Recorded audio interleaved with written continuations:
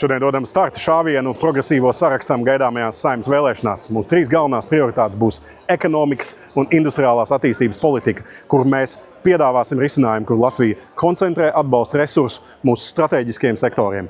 Aizsardzības rūpniecība, atjaunīgo resursu enerģētika, jaunu uzņēmumu, tehnoloģiju nozars un daudz citas.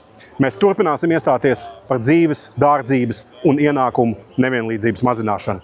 Un, protams, mēs stāvēsim demokrātijas sardzē.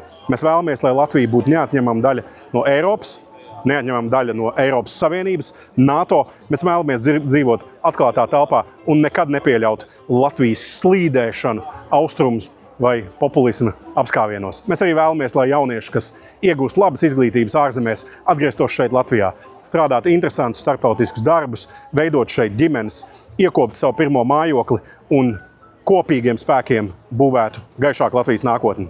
Mēs gribam uzvarēt šajās vēlēšanās un iesākt jaunu laikmetu Latvijas politikā.